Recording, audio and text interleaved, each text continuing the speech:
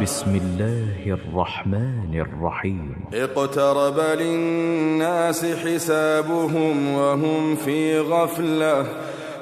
في غفلة معرضون ما يأتيهم من ذكر من ربهم محدث إلا استمعوه وهم يلعبون لاهية قلوبهم وأسروا النجوى الذين ظلموا هل هذا إلا بشر مثلكم أفتأتون السحر وأنتم تبصرون قال ربي يعلم القول في السماء والأرض وهو السميع العليم بل قالوا أضغاث أحلام بل افتراه بل هو شاعر فليأتنا بآية كما أرسل الأولون. السلام عليكم ورحمة الله وبركاته. الحمد لله رب العالمين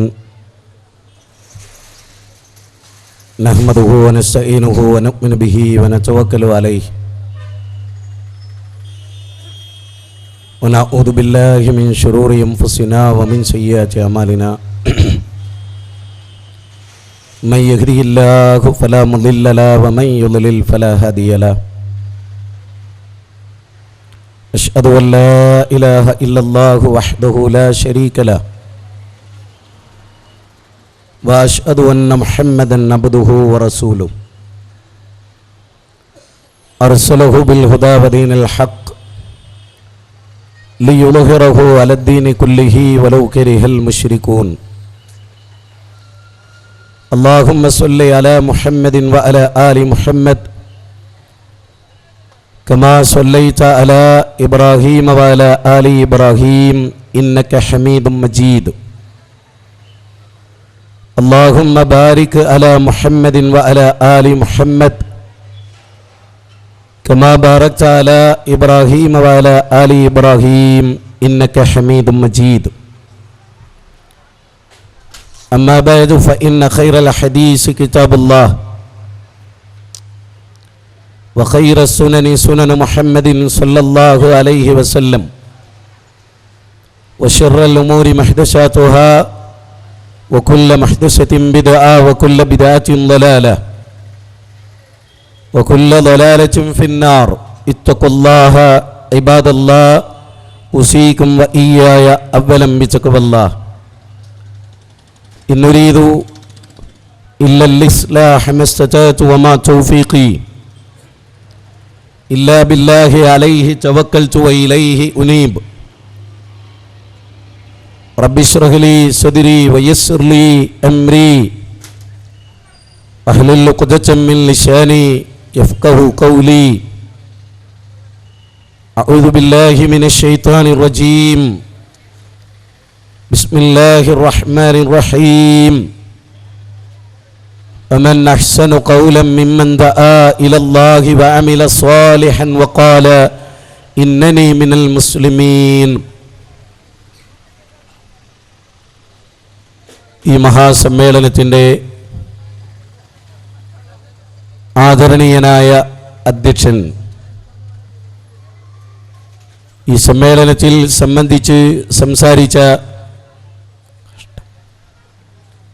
ബഹുമാനനായ CP സലീം സാഹിബ് അവർകളെ വളരെ പ്രതീക്ഷയോടുകൂടി ഈ സദസ്സിൽ വന്നു ചേർന്നിട്ടുള്ള നല്ലവരായ സത്യാന്വേഷികളായിട്ടുള്ള സഹോദരന്മാരെ, സഹോദരികളെ,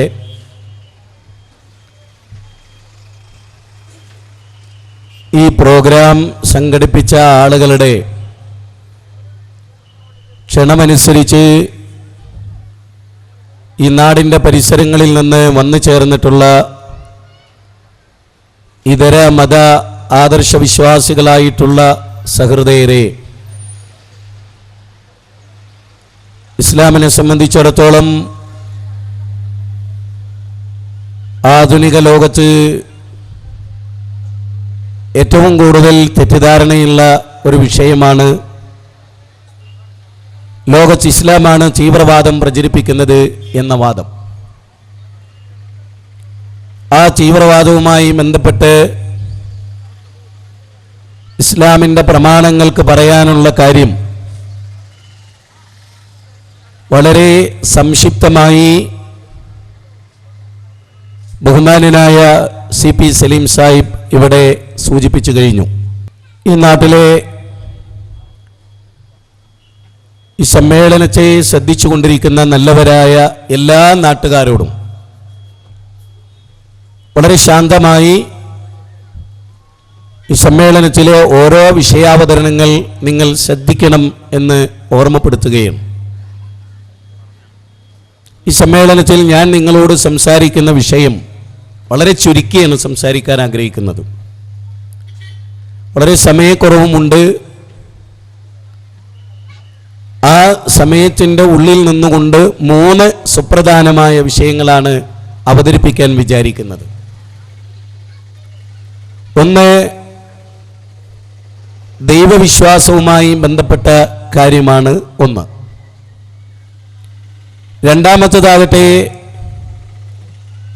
മരണത്തിന് ശേഷമുള്ള ജീവിതത്തെ സംബന്ധിച്ച് ലോകത്തെ മതങ്ങളും ഗ്രന്ഥങ്ങളും എന്തു പറയുന്നു എന്നതാണ് രണ്ടാമതായി പറയാൻ ഉദ്ദേശിക്കുന്നത്.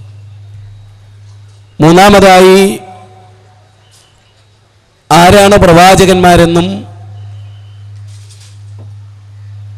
മുഹമ്മദ് നബി സല്ലല്ലാഹു അലൈഹി വസല്ലമ ആരാണെന്നും അദ്ദേഹത്തെക്കുറിച്ചുള്ള സമൂഹത്തിലെ ധാരണയെ, അനുകൂലമായ ധാരണയെയും പ്രതികൂലമായ ധാരണയെയും മുന്നിൽ വെച്ചുകൊണ്ടുള്ള ഒരു വിവരണമാണ് ഈ മഹത്തായ ആദർശ സമ്മേളനത്തിൽ എനിക്ക് നിർവഹിക്കാനുള്ളത്. ഞാൻ എല്ലാവരോടും പറയുന്നത്, പ്രസംഗത്തിൻ്റെ എല്ലാ ഭാഗവും നിങ്ങൾ സാഗൂതം കേൾക്കണം. നമ്മുടെ രാജ്യത്ത് ഒരുപാട് മതങ്ങളുണ്ട്, ഒരുപാട് ദർശനങ്ങളുണ്ട്. ഈ രാജ്യത്തിലെ ഏറ്റവും പ്രബലമായ വിഭാഗം ഏതാണ് എന്ന് ചോദിച്ചാൽ ഹൈന്ദവരാണ്. രണ്ടാം സ്ഥാനത്ത് നിൽക്കുന്നവർ മുസ്ലിങ്ങളാണ്. മൂന്നാം സ്ഥാനത്ത് ക്രൈസ്തവരാണ്. ലോകാടിസ്ഥാനത്തിൽ ഏറ്റവും കൂടുതലുള്ളവർ ക്രിസ്ത്യാനികളാണ്, പിന്നെ മുസ്ലിമീങ്ങളാണ്, പിന്നെ മറ്റു മത വിഭാഗങ്ങളാണ്. ഇസ്ലാം ലോകത്തോട് എന്ത് പറയുന്നു? ഇസ്ലാമിൻ്റെ വിശ്വാസം എന്താണ്? ആചാരം എന്താണ്? കർമ്മം എന്താണ്? ചിന്ത എന്താണ്? ഇസ്ലാം ഏതൊക്കെ ആശയത്തെ ഉൾക്കൊള്ളുന്നു? ഏതൊക്കെ ആശയങ്ങൾ ഇസ്ലാം അംഗീകരിക്കുന്നില്ല? അംഗീകരിക്കാത്ത കാര്യങ്ങൾ ഏത്? അംഗീകരിക്കുന്ന കാര്യങ്ങൾ ഏത്? പ്രവാചകൻ ആരാണ്? പ്രവാചകന്റെ സവിശേഷത എന്താണ്? ഇതെല്ലാം വിലയിരുത്തപ്പെടേണ്ടതാണ്. അപ്പോൾ സഹോദരന്മാരെ, ഞാൻ പറഞ്ഞു വന്നത്,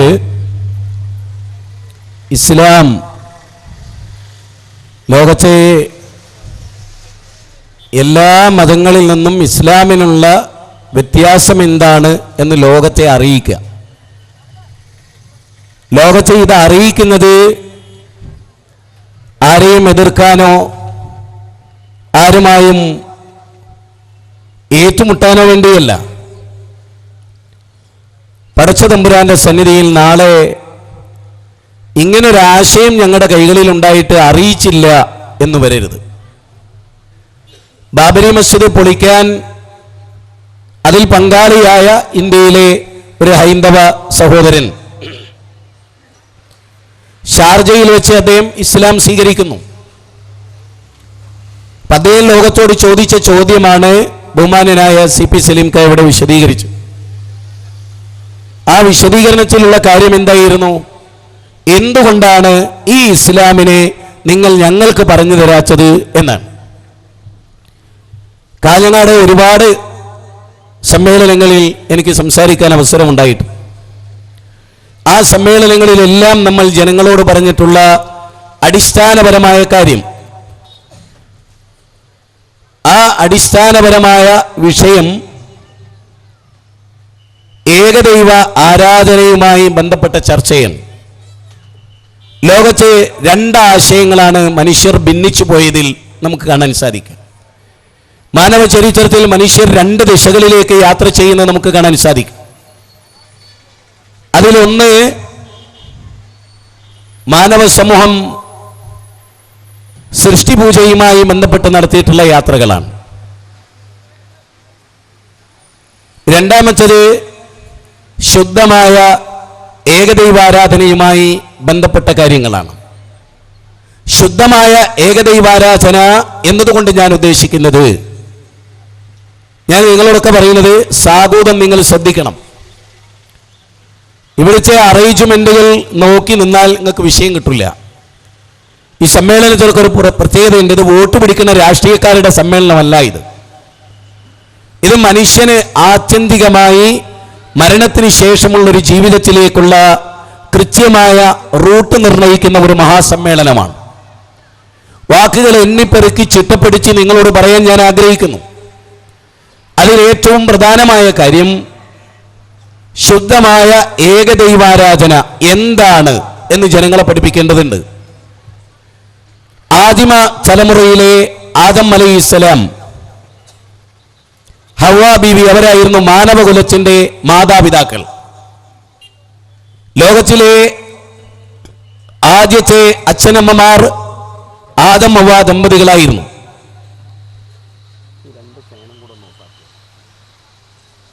ആദം ഹവ്വ ദമ്പതികളായിരുന്നു ലോകത്തിലെ ആദ്യത്തെ മനുഷ്യർ.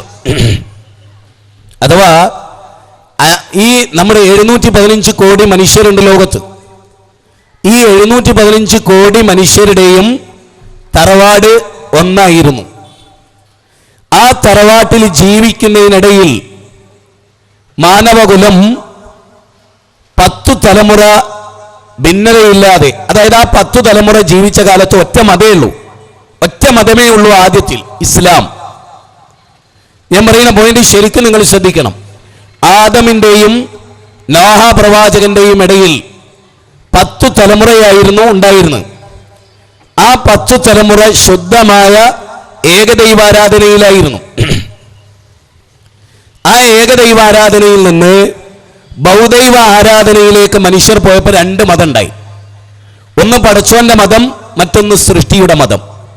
സൃഷ്ടി പൂജയുടെ മതവും സൃഷ്ടാവിനെ ആരാധിക്കുന്ന മതവും ലോകത്ത് നിലവിൽ വന്നു. ഇനി പറയുന്ന പോയിന്റ് എല്ലാവരും പ്രത്യേകം ശ്രദ്ധിക്കണം. സൃഷ്ടി പൂജകർ എന്നും അസഹിഷ്ണുതയുടെ വക്താക്കളായിരുന്നു.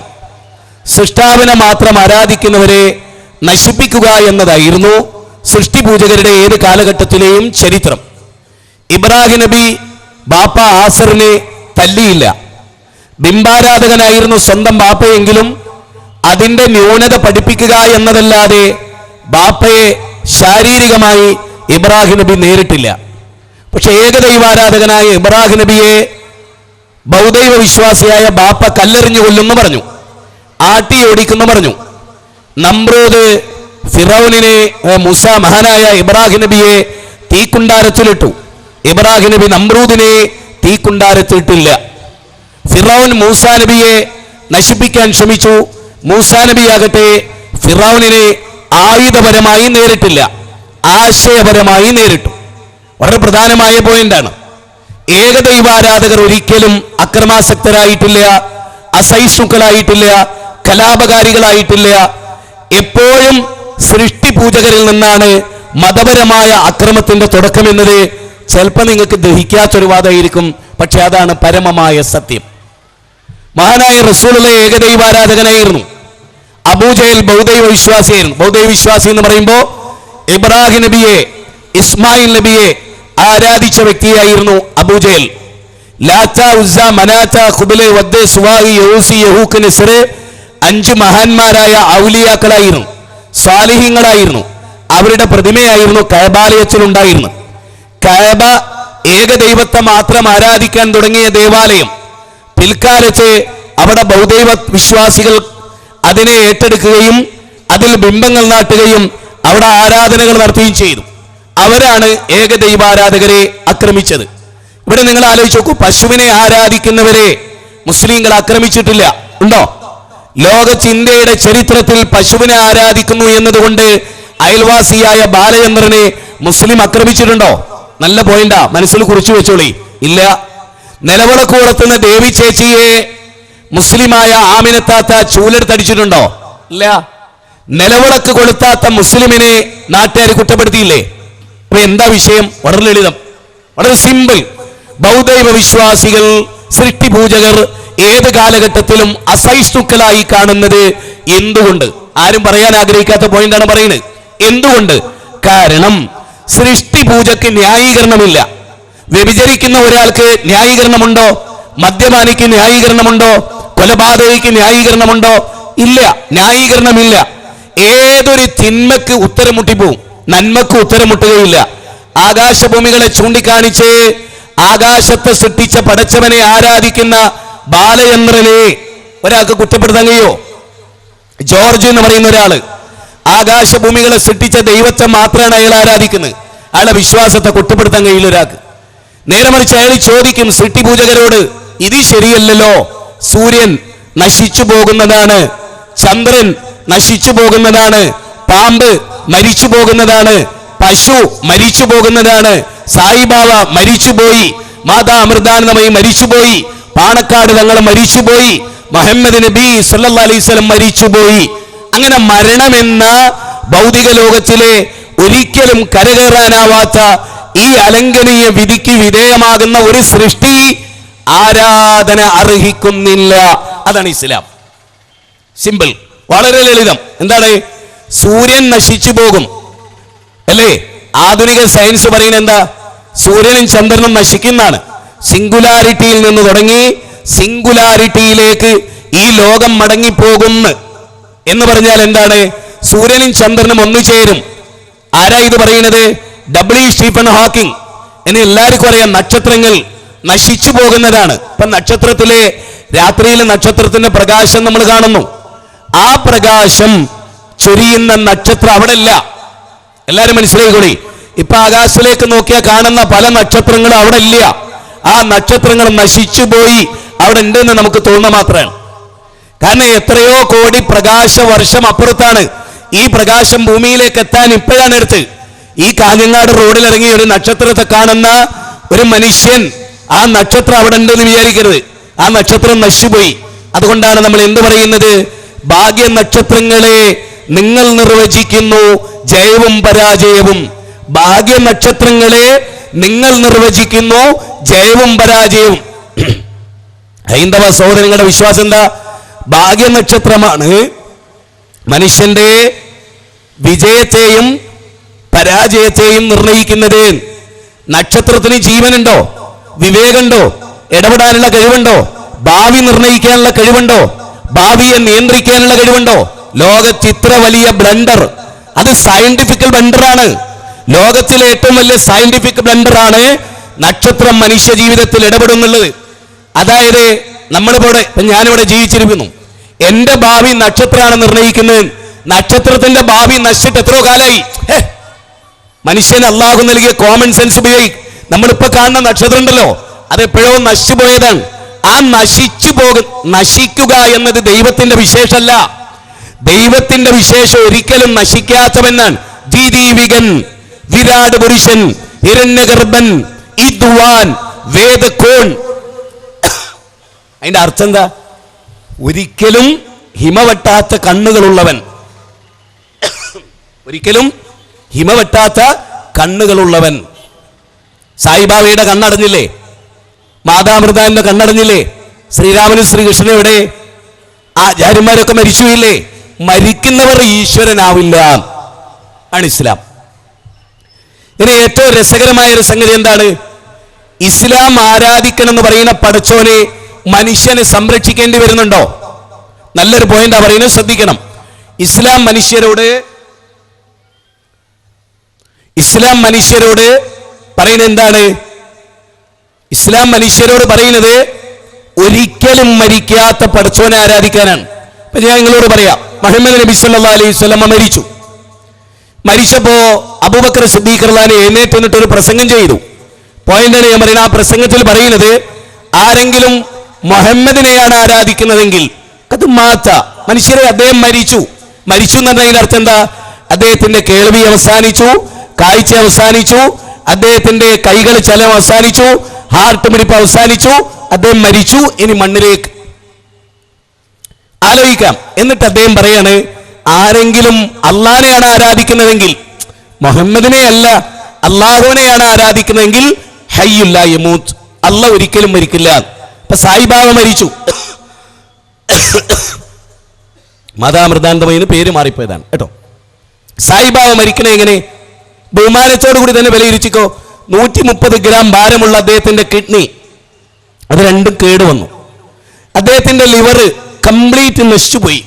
അനാട്ടമി എന്നൊരു സ്വതന്ത്ര ശാസ്ത്രശാഖയുണ്ട്. അനാട്ടമി എന്ന് പറഞ്ഞാൽ ആന്തരിക അവയവത്തെക്കുറിച്ചുള്ള പഠനമാണ്. സായിബാബയുടെ മുഴുവൻ ആന്തരിക അവയവങ്ങൾ കേടുവന്നു. അബോധാവസ്ഥയിൽ അദ്ദേഹം താഴോട്ട് വീണു. ഹോസ്പിറ്റലിൽ 10 ദിവസത്തിലധികം കിടന്നു. ഈ ലോകത്തോട് അദ്ദേഹം വിട പറഞ്ഞു. ആത്മാർത്ഥമായി, സത്യസന്ധമായി, സ്നേഹത്തോടെ. ഈ നാട്ടിൽ എന്റെ പ്രസംഗം കേൾക്കുന്നവരോട് ഞാൻ ചോദിക്കുകയാണ്, സ്വന്തം ശരീരത്തിലെ കിഡ്നി കേടുവന്നത് അറിയാത്ത ഒരാൾ ലോകത്തെ നിയന്ത്രിക്കുമെന്നോ മനുഷ്യ ജീവിതത്തിൽ ഇടപെടുമെന്നോ വിശ്വസിക്കുന്നതിലെ അബദ്ധത്തെ എന്തുകൊണ്ടാണ് ആലോചിക്കാത്തത്? ഇത് വളരെ രസകരമായ ഒരു പോയിന്റാണ്. അതായത് ഈ കാഞ്ഞങ്ങാട് സമ്മേളനം കഴിഞ്ഞ് ഹുസൈൻ സലഫിയുടെ സമാപന പ്രസംഗം കഴിഞ്ഞ് വീട്ടിലേക്ക് എത്തുമ്പോ മുസ്ലിങ്ങൾ ആരാധിച്ച അള്ളാഹു മരിച്ചു എന്നൊരു വാർത്ത ഉണ്ടാവോ? നഊദുബില്ലാഹ്, ഉണ്ടാവൂല. മുഹമ്മദ് നബി മരിച്ചു, തങ്ങന്മാര് മരിക്കും, ഞാനും നിങ്ങളും മരിക്കും, AP അബ്ദുൽ ഖാദർ മൗലവി മരിച്ചു, ഉമർ മൗലവി മരിച്ചു. അല്ല മരിക്കുവോ? ഇല്ല. ഒരിക്കലും മരിക്കാത്ത പടച്ചോൻ ആരാധിച്ചാൽ എന്താ കുഴപ്പം? അതാണ് ഈ വിഷയത്തിലെ പോയിന്റ്. ഒരിക്കലും മരിക്കാത്ത ഒരു പടച്ചോൻ. അത് ഞാൻ എങ്ങനെ പറയാനുള്ള കാരണം എന്താ അറിയോ? ലളിതമായ പോയിന്റിലൂടെ പറയാം. ഞാനൊരു കാർ ഓടിച്ചിട്ടാണ് കാഞ്ഞങ്ങാടേക്ക് വന്നതെന്ന് വിചാരിക്കൂ. തിരിച്ചു പോകുമ്പോ എനിക്ക് സൈലന്റ് അറ്റാക്ക് ഉണ്ടായി. സ്റ്റെയറിംഗിലേക്ക് ഞാൻ മരിച്ചു വീണു. എന്താ ഉണ്ടാവുക? ഹിന്ദുവും മുസ്ലിമും ക്രിസ്ത്യാനിയും ഒക്കെ ഒന്ന് മറുപടി പറഞ്ഞു നോക്കി, എന്താ ഉണ്ടാവുക? സ്വാഭാവികമായും ഒരു 10 മീറ്ററോളം അല്ലെങ്കിൽ അത് കൂടുതൽ ആ കാറ് മുന്നോട്ട് നീങ്ങി മരത്തിലോ തൂണിലോ കൊക്കയിലോ ബിൽഡിങ്ങിലോ തൊട്ടടുത്ത ഗേറ്റിലോ അത് പോയിടിച്ച് അവിടെ അവസാനിക്കും. എന്താ കാരണം? പടച്ചോൻ നമുക്കൊക്കെ നൽകിയ, ഹിന്ദുവിനും മുസ്ലിമിനും ഒക്കെ പടച്ചോൻ ബുദ്ധി നൽകിയിട്ടുണ്ട്. ആ ബുദ്ധിയോട് ആലോചിച്ച്, അത് ഡ്രൈവ് ചെയ്യുന്ന ഡ്രൈവർ മരിച്ചു, അതുകൊണ്ടാണ് ആ വണ്ടി മുന്നോട്ട് പോകാത്തത്. പെട്രോൾ ഇല്ലായിട്ടാ അല്ല, ടയറില്ലായിട്ടാ അല്ല, എഞ്ചിൻ കേട് വന്നതാ അല്ല, ഒന്നുമല്ല. പിന്നെന്താ? അതിനെ ഡ്രൈവ് ചെയ്യുന്ന ആള് മരിച്ചു. ശരി, മുഹമ്മദ് നബി മരിച്ചപ്പോ സൂര്യൻ ഉദിക്കാതിരുന്നോ? വളരെ വളരെ സിമ്പിൾ. സൂര്യൻ ഉദിക്കാതിരുന്നോ? ഇല്ല. മുഹമ്മദ് നബി മരിച്ചപ്പോ 10 മണി മുല്ല വിടരാതിരുന്നോ? ഇല്ല. മുഹമ്മദ് നബി മരിച്ചപ്പോ കാർമേഘല്ലാതിരുന്നോ? ഇല്ല. മുഹമ്മദ് നബി മരിച്ചപ്പോ രാവും പകലും ഇല്ലാതായോ? ഇല്ല. യേശുക്രിസ്തുവിനെ ദൈവത്തെ